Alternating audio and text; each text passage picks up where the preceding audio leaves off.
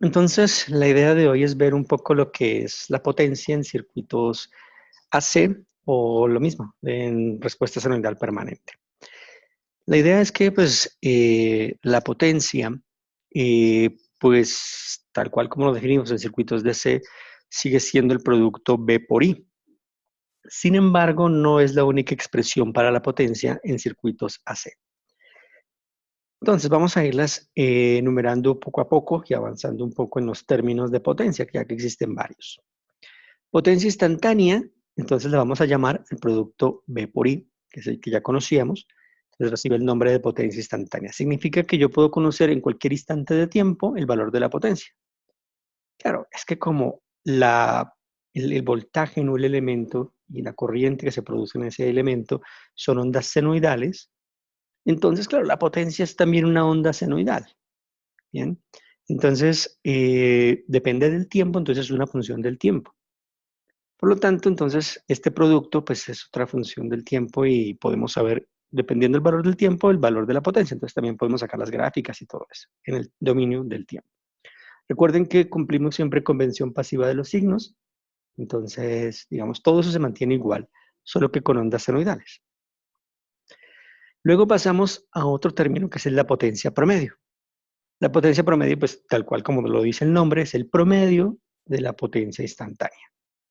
Y tiene otro nombre que también suele darse, que es la potencia activa. ¿De acuerdo? Entonces, potencia promedio o potencia activa significan lo mismo, es el promedio de la potencia. ¿Cómo se calcula la potencia promedio? Pues se calcula la integral de la potencia instantánea evaluada en un periodo de las senoidales dividido por esa cantidad de tiempo. Eso significa entonces que tenemos entonces la integral de 0 a t, un periodo, de las senoidales del voltaje por corriente, ¿cierto? Y la dividimos entre el periodo que se está evaluando. Bien, pues miremos que si utilizamos una identidad trigonométrica, la identidad de coseno alfa por coseno beta, entonces podemos ver que podemos separar esos términos en una suma, ¿no? Un medio de coseno alfa más beta más coseno de alfa menos beta. Si aplicamos esto para nuestras ondas de voltaje y corriente, entonces nos resulta, claro, Bm y M medios. La primera parte del coseno sería coseno de alfa más beta, entonces tendríamos omega t más teta más omega t más psi. Entonces nos daría 2 omega t, el doble de la frecuencia. Esta senoidal de potencia iría al doble de la frecuencia de las senoidales de voltaje y corriente, más la suma de los dos ángulos. Esta es una senoidal que depende del tiempo. Y por otro lado tendríamos entonces la parte de alfa menos beta, en donde sería entonces omega t más teta, menos omega t más psi. Por lo tanto, el omega t se cancela y nos queda teta menos psi, el ángulo de voltaje menos el ángulo de la corriente. Claro, esto ya no depende del tiempo, esta parte ya no depende del tiempo, es una función constante, coseno de un ángulo por una amplitud, eso es un valor constante. Claro, pues resulta que el promedio de una onda senoidal en un periodo o en número entero de periodos nos da 0. ¿De acuerdo? El área bajo la curva serían las mismas áreas arriba que abajo, entonces se cancelarían las áreas bajo la curva y nos daría 0 ese promedio. Mientras que el valor promedio de una constante, pues es la constante. Entonces, esta parte que es constante nos daría justamente el promedio, que sería la misma constante. Por lo tanto, la potencia promedio sería entonces Bm y M medios, es decir, la amplitud de las senoidales de voltaje de corriente dividido 2 por el coseno del ángulo del voltaje menos el ángulo de la corriente. Y esto estaría dado en vatios. Bien, algunos detalles interesantes de la potencia promedio es entonces que involucra entonces, además de las magnitudes de voltaje y corriente, involucra sus ángulos, ¿no? Ángulo del voltaje menos el ángulo de la corriente. Noten de todas maneras que la función coseno de un ángulo positivo o del coseno del mismo ángulo negativo, no hay diferencia, ¿no? Es decir, coseno de menos 45 y coseno de 45 sigue siendo 0,7. Pues el coseno no se da cuenta de eso. Sin embargo, preferimos aquí en eléctrica y electrónica mantener, o en circuitos más bien, mantener estos ángulos en ese orden, el ángulo del voltaje menos el ángulo de la corriente. Y eso nos permite cierto orden que vamos a dar un poco después, ¿no? Bien, miremos cuánto es la potencia promedio en los elementos que conocemos, que son la resistencia, la inductancia y la capacitancia. En la resistencia, entonces vemos que si le aplicamos un voltaje en fasor, ¿cierto? Bm ángulo teta, entonces nos da una corriente por impedancias, entonces es el voltaje sobre la impedancia de la resistencia, que es R. Entonces la corriente nos da Bm sobre R. ¿De acuerdo? Es decir, este Bm sobre R es la magnitud de la corriente y el ángulo es el mismo, ¿no? Por lo que solo se dividió entre R. Claro, entonces si calculamos la potencia promedio, entonces utilizamos la ecuación, nos da Bm y M medios coseno de teta, el ángulo del voltaje, menos el ángulo de la corriente, que en este caso es teta también, o sea, coseno de cero. Por lo tanto, en la resistencia, la potencia promedio es las magnitudes, la multiplicación de las magnitudes dividido 2. Bien, entonces miren cómo se simplifica para una resistencia sola. Miremos para una inductancia ideal. Entonces tenemos la inductancia ideal, entonces nos aplicamos un voltaje. Lo mismo, impedancias, entonces la corriente nos va a salir este voltaje sobre la impedancia de la inductancia. Entonces Bm teta, ángulo teta, sobre J omega L. Tratamos de expresarlo en polar. Entonces sabemos que este omega L es un ángulo de 90 aquí abajo por el J. Entonces pasa un ángulo de menos 90 aquí arriba. ¿De acuerdo? El ángulo del de arriba menos el ángulo del de abajo. La magnitud es Bm omega L, pero pues esto la llamamos Im. Entonces ya tenemos el voltaje y tenemos la corriente. Entonces miren que la corriente tiene un desfase de 90 grados con respecto al voltaje en una inductancia. En este caso de menos 90, ¿no? Eso también va a ser importante. Entonces aplicamos la fórmula de potencia promedio. Bm y M medios, coseno del ángulo del voltaje, teta menos teta menos 90. Claro, se cancelan los teta y nos queda 90 positivos. Claro, el coseno de esto es 0. Por lo tanto, la potencia promedio de una inductancia es 0. Ok, interesante, ¿no? Para la resistencia tenemos el valor, si es diferente de 0. Pero para la inductancia no consume potencia promedio. Bien. Miremos el condensador. Pues hacemos el mismo procedimiento. Tenemos el voltaje y dividimos entre la impedancia del condensador para encontrar entonces la corriente. Entonces la corriente en este caso nos da Bm teta dividido esto, pues es como multiplicado, ¿no? J omega c. El J significa un ángulo de 90, o sea que nos queda la amplitud Bm omega c y el ángulo queda teta más el ángulo de este lado que es 90 por el J, por el imaginario. Entonces a esto llamémosle Im y a esto teta más 90. Entonces miren, muy importante la comparación entre estos dos. También la corriente está desfasada 90 grados con respecto al voltaje. Pero esta está desfasada más 90 con respecto al voltaje en un condensador. En la inductancia es menos 90, la corriente está desfasada con respecto al condensador. En una resistencia no hay desfase, 0 grados, el mismo ángulo. Bien, calculemos potencia promedio. Entonces, lo mismo, Bm y M medios, coseno de teta menos teta más 90. Claro, entonces nos queda coseno de menos 90. Esto también da 0. ¿De acuerdo? Entonces, potencia promedio en la inductancia, diferente de 0. Bm y M medios. En la inductancia, 0 vatios. Y en el condensador, 0 vatios. Es decir, la inductancia y el condensador no consumen potencia promedio. ¿De acuerdo? Entonces, no sé si se acuerdan, hace unas clases nosotros hablamos de lo que hacía una inductancia y un condensador cuando había ondas senoidales. ¿Se acuerdan? Entonces, que recibía la energía y la devolvía. La recibe y la devuelve, la recibe y la devuelve. Inclusive dijimos, algunas veces consume, o sea, se ve como un elemento que consumiera y lo otro se ve como una fuente, como si generara. Claro, porque está recibiendo la energía, almacenándola y luego devolviéndola. Pues se la pasa haciendo eso. Y el promedio en potencia de eso es 0. El promedio en ángulo, en periodos enteros de esas senoidales. Entonces, claro, el promedio es 0. Bueno, mientras en una resistencia no es así, porque es así siempre consume. Entonces, asociar un poquito esas cosas de lo que hacía conceptualmente la inductancia y la capacitancia cuando había fuentes similares. Bien, vamos a ver más conceptos. Otro es el valor eficaz. Vamos a agregar un nuevo concepto, que es el valor eficaz o valor RMS. Pues valor RMS viene del inglés, de la raíz cuadrática media. Entonces simplemente es sacar la raíz al promedio de una función del tiempo que elevamos al cuadrado. Entonces, básicamente, el nombre raíz cuadrática media define es lo que hace la función esta del valor eficaz. Bien, pues resulta que si la onda es senoidal, porque eso se aplica a cualquier señal, pero si la onda es senoidal, resulta que esta raíz nos da Bm, o sea, la magnitud en este caso es un voltaje, por ejemplo, la magnitud del voltaje sobre raíz de 2. Es decir, la amplitud de la senoidal dividido raíz de 2 es el valor eficaz de una senoidal, o el valor RMS. Claro, obviamente también pueden hacerlo al revés, es decir, Bm, el valor máximo, es B eficaz por raíz de 2. Es decir, siempre recuerden, el valor máximo, el valor de la amplitud de una senoidal, siempre es más grande que el valor eficaz.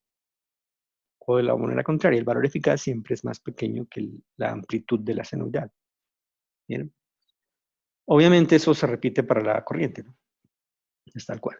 Cuando tenemos este tipo de valores, entonces generalmente si es un voltaje le llamamos VRMS, ¿no? Es decir, agregamos la simbología de que este valor, por ejemplo, decimos, este voltaje es de 10 voltios RMS. Ah, entonces ya no saben, nos están hablando del valor eficaz. Entonces miren que tienen una senoidal misma tiene dos valores, el máximo y el RMS. Bien, pues hay que saber muy bien de qué estamos hablando.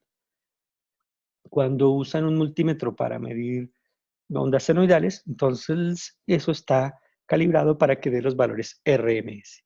Entonces cuando si miden por ejemplo el toma corriente, les da entonces 110 o 120 voltios, desaparece ahí en el multímetro y son RMS, les mide el valor eficaz, no les mide el valor máximo.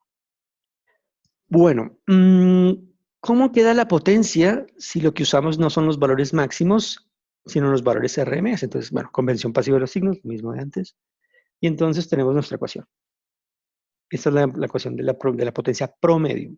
Bien, miremos entonces si el valor del voltaje máximo es B eficaz por raíz de 2 y el de la corriente máximo es expresado en términos de eficaces, sería I eficaz por raíz de 2. La raíz de 2 por raíz de 2, pues da 2, se divide entre este 2 y se elimina. Entonces, por lo tanto, en valores eficaces, la potencia promedio la verían de esta manera. Ustedes la pueden calcular en cualquiera de las dos, ¿no? La pueden calcular así, si tienen los valores máximos, o la pueden calcular así, si lo que tienen son los valores eficaces, como quieran, ¿de acuerdo? Tengan mucho cuidado que Bm e Im no son fasores, ¿no? No, Bm es la magnitud de la senoidal, pero Bm el solito no es un fasor. Im tampoco es un fasor, Im es la amplitud de la senoidal de corriente. Por lo tanto, el valor eficaz no es este BF, B sub EF no es un fasor. Esto tampoco es un fasor. Son los valores eficaces de las ondas senoidales, ¿no? Entonces, cuidado ahí con mezclar términos. Bien. Bueno, entonces, en una resistencia, veamos cómo queda entonces la fórmula. Pues será simple, ¿no? Porque si tenemos que es el mismo ángulo, entonces esta resta pues nos da simplemente que la potencia es B por I, eficaces. Oh, miren qué bien, esto se parece a cuando hacíamos circuitos DC. Entonces, en la resistencia, si lo hacemos con valores máximos, ya no se parece tanto porque es BM y M medios. No estábamos tan acostumbrados a hacerlo de esa manera. Pero si lo hacemos en valores eficaces, se ve tal cual como en circuitos DC. B por I, pero en valores eficaces. Entonces, eso también ayuda y hace más simples las cosas. Entonces, si tengo 10 voltios RMS, tengo 1 amperio RMS, pues tengo 10 vatios en potencia promedio. Entonces eso es muy sencillo. Bien. Ahora miremos, por ejemplo, que si calculáramos digamos, con el valor, aquí hicimos BM y M. Ahora supongamos que ponemos el valor IM reemplazándolo, o sea, es BM por, o sea, BM por IM, entonces BM por BM sobre R, es la amplitud de la corriente, medios.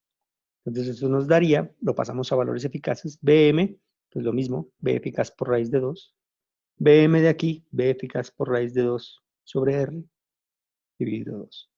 Claro, cuando hacemos esta operación, raíz de 2 por raíz de 2 da 2, elimina este 2, y B eficaz por B eficaz, entonces pues da B eficaz al cuadrado, sobre R. Entonces las fórmulas ya empiezan a parecerse a todo lo que vimos de circuitos DC, que la potencia en una resistencia, la promedio en este caso, es B eficaz al cuadrado sobre R. O sea, B cuadrado sobre R, esa ya la sabíamos de DC, pero no la podíamos aplicar directamente en senoidales. Ahora que tenemos los valores eficaces, sí la podemos aplicar directamente. Bueno, y sin dar más vueltas, pues lo mismo sucede con la corriente. Entonces, potencias y cuadrado R. Pero con la I en valores eficaces. No pueden usar el valor máximo, tienen que usar el valor eficaz para que las fórmulas se parezcan a la potencia en DC para una resistencia. Entonces, miren que eso es una ganancia, ¿no? Interesante ver que en valores eficaces es más fácil es básicamente lo mismo que antes. En valores eficaces. Bueno, eso nos lleva un poquito a la idea conceptual del valor eficaz. Supongamos que tenemos una fuente DC, ¿de acuerdo? ¿Qué hacemos que su valor sea el valor eficaz de una onda seno? Pero es una onda DC, es una fuente DC, constante, una batería. Pero lo que hacemos es que cuadramos que su valor, el valor de la onda, de la fuente DC, su valor constante, sea el valor eficaz de una onda seno. Entonces, sabemos que la potencia es B cuadrado sobre R, por ejemplo. B al cuadrado eficaz cuadrado sobre R. Claro, si ese es un valor de una fuente constante, pues ya sabíamos que era B cuadrado sobre R. Digamos que tenemos entonces aquí en este lado el circuito senoidal. Entonces, el valor de esta senoidal es este, ¿verdad? Entonces eso nos da esta corriente. Como vimos hace unas en la diapositiva pasada, pues hacer toda la operación BM y M en valores eficaces nos da B cuadrado sobre R. Entonces, miren, tengo aquí una fuente senoidal normal con amplitud BM y me da esta potencia. Aquí tengo un circuito DC que el valor de la fuente DC tiene justamente el valor eficaz de la fuente senoidal y nos da la misma potencia promedio. Entonces ese es un poquito el concepto detrás del valor eficaz. El valor eficaz como que nos muestra esa eficacia de la fuente para entregar potencia. Entonces este circuito entrega la misma potencia promedio que este circuito. Pero miren, este circuito está en valores eficaces. ¿De acuerdo? Tiene el valor eficaz. Entonces una fuente senoidal de una amplitud BM entrega una potencia promedio de una resistencia y esta será la misma que si pusiéramos una fuente DC, pero que la fuente DC tenga el valor eficaz de la fuente de senoidal y entonces en ese momento darían la misma potencia. Ese es un poco el concepto detrás de valor eficaz, ¿no? Bien, pero eso es un dato adicional ahí simplemente. Bien, entonces tenemos ahora los valores eficaces y resulta que nosotros estamos acostumbrados, o como vimos en la clase pasada, nosotros teníamos los fasores en valores máximos. Entonces el fasor de voltaje, por ejemplo de esta, es BM ángulo teta. ¿Verdad? Entonces estaba aquí, poníamos el valor máximo. Y pues nos resultaban corrientes también con valores máximos. Valor máximo en la corriente con un ángulo psi en este caso. Pues cuando trabajemos pues estos circuitos también los podemos resolver en valores eficaces. Es decir, recuerden que simplemente es dividir entre raíz de 2 y entonces obtenemos los valores eficaces. ¿De acuerdo? Si dividimos BM entre raíz de 2 nos da esto. Si dividimos IM en raíz de 2 nos da esto. Es decir, es dividir todas las corrientes y voltajes entre raíz de 2. ¿De acuerdo? Entonces recuerden proporcionalidad. Los circuitos lineales, si las fuentes se multiplican por un mismo valor, entonces todo el circuito queda amplificado por ese valor. En este caso estamos dividiendo entre raíz de 2, entonces todo queda dividido entre raíz de 2. Entonces nosotros podríamos resolver los circuitos en valores eficaces. y no hay nada diferente, solo que todo está dividido a raíz de 2. Ah, no, que ahora quiero pasarlo al valor máximo, pues multiplican por raíz de 2 y llegan al de arriba. Entonces, realmente no hay mucho truco, pero vale la pena que vean que, bueno, en los libros hay muchos ejercicios planteados para que lo solucionen en valores eficaces y no en valores máximos. Pero vean que no hay ningún problema con eso porque la única diferencia entre un circuito y otro es raíz de 2. Nosotros muchos ejercicios los resolvemos en máximos, otros los resolvemos en valores eficaces y solo tienen que tener cuidado en poner voltios RMS para que noten, para que se hagan bien la diferencia en si estamos resolviendo aquí en máximos o en RMS. Entonces pónganle el subíndice ahí a las unidades de RMS y entonces todo será mucho más claro. Bueno. Aquí entonces agregamos otra idea más y es el teorema de máxima transferencia de potencia. Pues porque en circuitos DC vimos que si uno ponía una resistencia aquí de carga igual a la resistencia Thevenin, entonces tenía la máxima transferencia de potencia. Bueno, pues aquí el teorema está dirigido hacia la transferencia de potencia máxima, pero promedio, ¿de acuerdo? No la instantánea que teníamos antes, sino la promedio.